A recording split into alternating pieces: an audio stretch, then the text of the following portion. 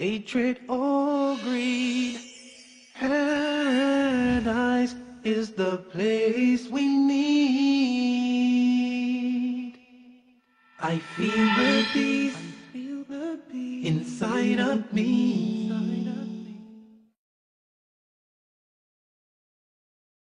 Greetings and peace. This is Dr. Laurence Brown welcoming you back to another episode of Interfaith Issues, where we discuss the issues of common interest to the three monotheistic Abrahamic faiths of Judaism, Christianity, and Islam. I am going to be discussing today something that is a very big change from what I have done in the past. Something I think you will find more fun, more enjoyable, and I hope that it will be mind-broadening. What I'm going to be discussing is my latest book, The Eighth Scroll. This is the book, and I have recently completed a series of radio interviews in America in which one of the very first questions I was asked regarding this book was a question I think a lot of people are interested to hear the answer to, and that is simply why I wrote this book. The reason I wrote The Eighth Scroll is because, in simple terms, it was simply a slam dunk of an action-adventure novel. I think I am like many people. All of my life, I have been reading action-adventure novels, and I've been thinking, how did this author get the idea for that plot and bring it all together? And I've always been looking for something that I felt I could write about in the same way. Well, I found it. I found it in the Dead Sea Scrolls and in the Palestinian-Israeli conflict. The Eighth Scroll captures these two very dynamic, very interesting, extremely controversial issues. The issues of the Dead Sea Scrolls and the Palestinian-Israeli conflict. The book starts by transporting the reader from ancient times to modern times, leading them from the Western society with which most familiar to the Middle Eastern society and the setting of the Holy Land. At the same time that it is transporting the reader not only through time, but across the globe, it is transporting the reader through different ideologies. You will find representatives of different countries, different faiths, and the expression of their cultures and their beliefs. But most of all, what you will find is a very dynamic action-adventure that simply makes for fun reading. Now, let me start by giving a little bit of a taste for the content of the Eighth Scroll. I'll start by pointing out that the Dead Sea Scrolls for most people are a mystery. Most people don't understand what the excitement is about the Dead Sea Scrolls. Okay, we found a bunch of old scrolls, they confirm books of the Old Testament, so what? Well, the important aspect of the Dead Sea Scrolls is that they were hidden away by a Jewish community believed to be the Essenes, but whoever it was does not really very much matter. What does matter is that the scrolls were hidden on or about the year 68 CE. Now that puts it about 30 years after the ministry of Jesus Christ. So the excitement about the Dead Sea Scrolls was the hope that they would tell us something about what was going on in Judea at that time. They were hidden away 30 years after the mission of Jesus Christ, so we were hoping that the Dead Sea Scrolls would shed some light on the early Jewish/Christian community. For the most part, that hope was frustrated. For the most part, the Dead Sea Scrolls did not shed much light. However, the Dead Sea Scrolls do speak of a teacher of righteousness who was opposed by a wicked priest, also known as the man of the lie, the man of scoffing, the man or the priest who made things easy. In other words, a priest who took the restrictions of Old Testament law and made things easy. And what could be more easy than negating the laws? Interestingly enough, this is exactly what we find in the Bible. In the New Testament, we find, in the book of Matthew, we find Jesus Christ having said, "Do not think that I have come to change the law. I have not come but to fulfill." Well, Paul then took a very opposite stance. Paul basically denied the law. We find in present day that more Christians are following Paul than they are following the teachings of Rabbi Jesus, an Old Testament Jew who taught and followed himself Old Testament law.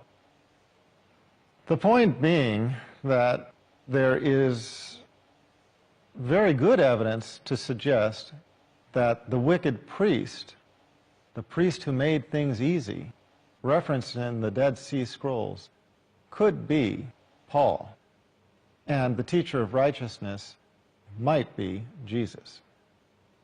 So, whether the teacher of righteousness was Jesus, James, or another of his disciples, somebody carrying on his teachings of righteousness, whether or not Paul was the wicked priest mentioned in the Dead Sea Scrolls, this is a very dynamic issue. But we have to consider some of the light that scholars have shed on this issue. The Dead Sea Scrolls Deception by Michael Bagent and Richard Lay states the following, quote, "Paul is in effect the first Christian heretic." Strong words.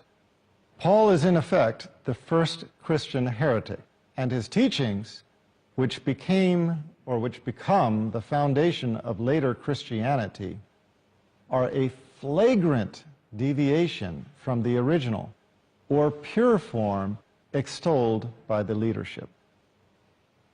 That is the book, The Dead Sea Scrolls Deception, their comment on this very issue. It has been pointed out that other scholars in the field believe that the Damascus document, one of the Dead Sea Scrolls, appears to document the excommunication of Paul from the early Christian community. Now, this is not a big surprise to scholars in the field who recognize the animosity between Paul and James, between Paul and Peter, between Paul and Barnabas. It is well documented in the New Testament that the disciples were in opposition to Paul.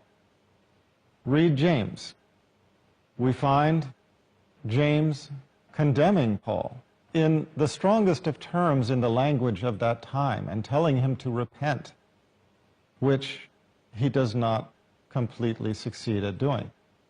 So these are huge controversies, but what we find is that this controversy, it threatens our lives, it threatens our religions, it threatens our salvation. So this is something to take seriously. Let me read you a quote from the Dead Sea Scrolls.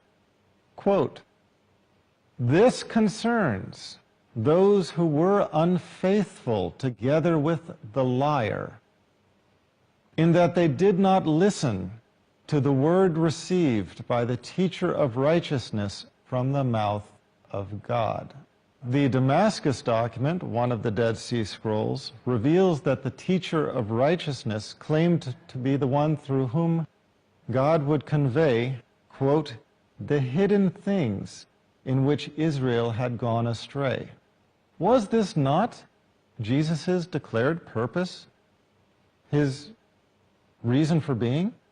Was it not Jesus Christ who stated, quote, "He was not sent but to the lost sheep of the house of Israel"? And we find in the Dead Sea Scrolls saying, in very similar language, that the teacher of righteousness would convey the word of God, conveying, quote, "the hidden things in which Israel had gone astray." So, the eighth scroll places the reader smack dab in the middle of this controversy. At the same time, because the setting is the Holy Land, smack dab in the middle of the Palestinian-Israeli conflict. And yet, it does it in the context of a fun read, an action-adventure. Why? Let's face it.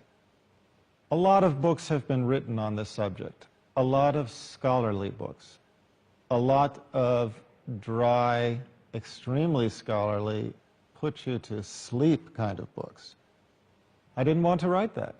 I wanted to write a dynamic book that people would read for the fun, for the thrill, for the action, for the adventure of the book.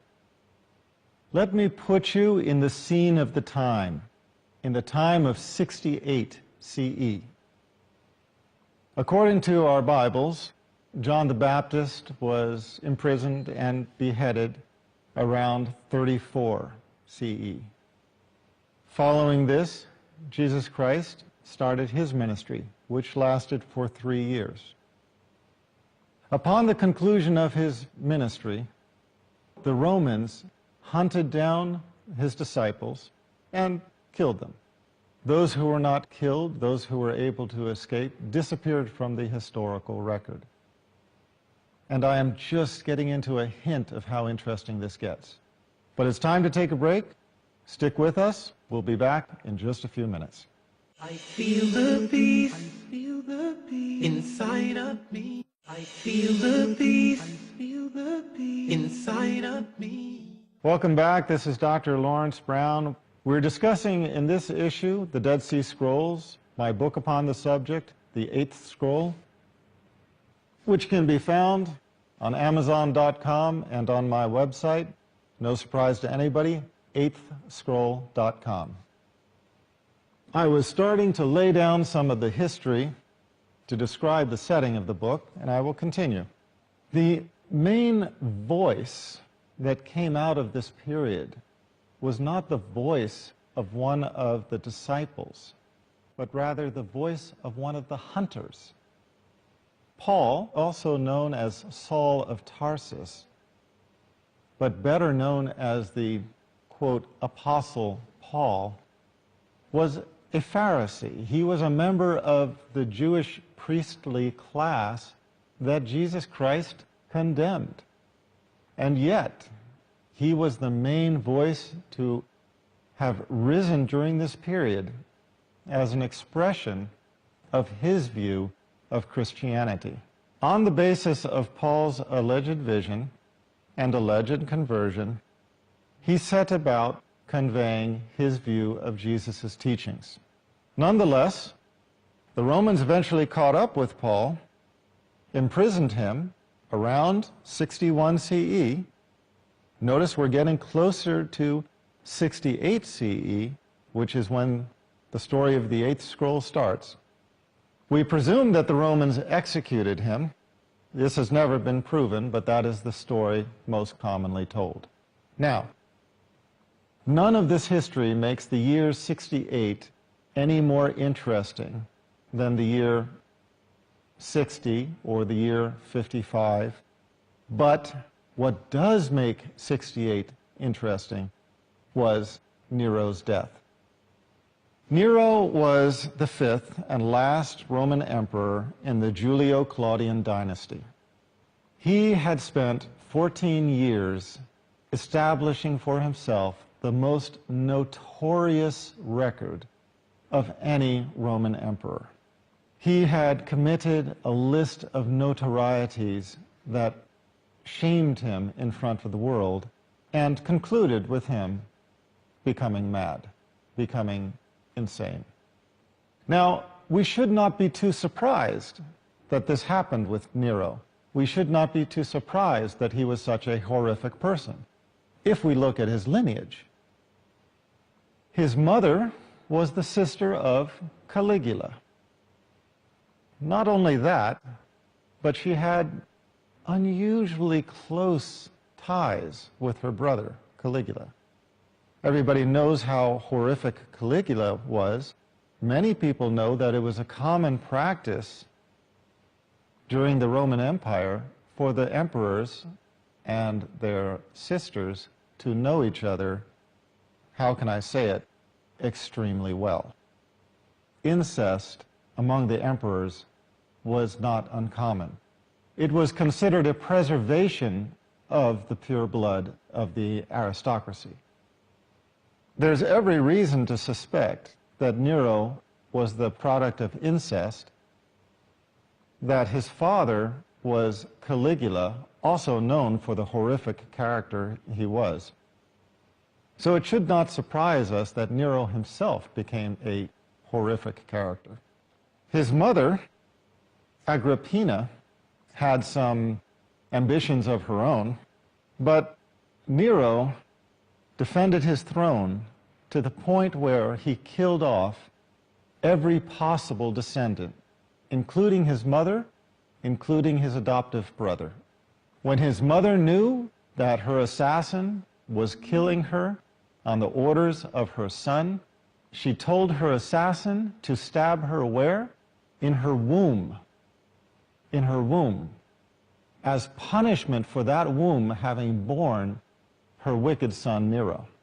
So you can see how the emotions were boiling during this period, even within his own family. Legion's transgressions were legion. His excesses were extraordinary. His transgressions and his perversity horrific.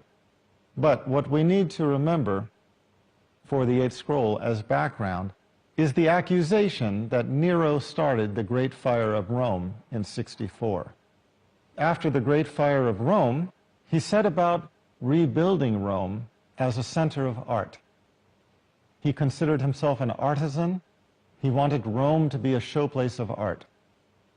This was no inexpensive project, and he exhausted the treasury and started looking for money wherever he could find it. One of the places he could find it was the treasury of the Holy Temple in Jerusalem, and he sent orders to his representative in Jerusalem to take from the treasure in the temple. Well, the Jews had been under Roman rule. They had been oppressed, they had been terrorized, but taking from the treasure of their temple was the final straw. In 66, the Jews revolted, and they started the Jewish rebellion against Roman rule. The Jewish rebellion lasted from 66 until 70, when the Jewish temple was destroyed and Jerusalem was taken over by the Romans. And it even continued after that until the year 73, which is when the infamous Battle of Masada occurred. For most historians, they place the battle from 66 to 70. Now we're right in the period of 68, when the story starts. What happened in this period was that Nero sent Vespasian, a battle-hardened general, to sweep through the Holy Land and subjugate it. And that's exactly what he did. Every town he came upon, he demanded their submission to the Roman Empire, and if they did not submit, he destroyed them utterly. Killed the men, raped and subjugated the women, imprisoned them along with their children, and sold them as slaves. Cut down all of the fruit-bearing trees, burned the village and the crops, and sowed salt into the fields so that they could not bear a crop again. Utterly destroyed any population who would not submit. And one of the populations that was destroyed were the keepers of the Dead Sea Scrolls. Now we can only speculate as to what happened in this time, but it appears that at least some of the scrolls were hidden away in the caves close to the area in which this Jewish community lived. And it is those scrolls that were preserved until their discovery in 1947 as the Dead Sea Scrolls. Now there's a great deal more drama, there's a great deal more dynamics to this story, and as you get into it, you will understand it as you go. But that is the basic background setting. So 68 was a very interesting year. On one hand, you had the Roman Empire trying to gain money for its treasury. On the other hand, you have the same Roman Empire thrown into turmoil. Because one thing I didn't mention is that after Nero set this ball into motion, he became insane, he was thrown out, and he lost his position as emperor and committed suicide. This threw the Roman Empire into upheaval. Over the next year, 4 different emperors tried to sit the throne, and only one was able to hold it. And that was the returning Vespasian, victorious from his battles in the Holy Land. But at the same time that the Roman Empire was in upheaval, searching for an emperor, searching for guidance within their own empire, the Jews were in rebellion not only against the Romans, but against one another. You had different groups among the Jews. You had extremists, you had the Sadducees, you had the Pharisees. You had even some professional assassins, which were kind of the ninjas of the Jewish world. And these actions were working against one another, trying to develop a supremacy within the Jewish population. Jerusalem, when it was assaulted in the year 70, was fully prepared to carry out the longest siege in history. It had water supplies in the form of wells. It had huge food stores. It was a walled enclave which could have held out for who knows how long. But in order to force the population to battle, the extremists among them set fire to the food stores. Once the food stores were gone, by the force of starvation, the Jews of Jerusalem were forced to take the battle outside the walls of Jerusalem to the Romans, and this precipitated the fall of Jerusalem. In the middle of all of this, we have the keepers of the scrolls fighting for their own survival and fighting for the preservation of the message that they held as holy in the form of the scrolls that they were charged to preserve. And it is the story of the preservation of those scrolls, the bringing of those scrolls to light, and most particularly of one scroll, a fictional scroll whose content was so controversial that when found, it could not be revealed. And that is the setting of the 8th scroll. Now, I hope to come back in another episode and give you a taste of the book in the form of a reading, but we'll have to save that for next time. For now, this is Dr. Laurence Brown concluding another episode of Interfaith Issues. Until next time, peace. Where are we going in this world of woe? So much suffering and misery. Our hearts are longing for the endless home of peace and love and harmony. Oh, no more bitterness, hatred or greed.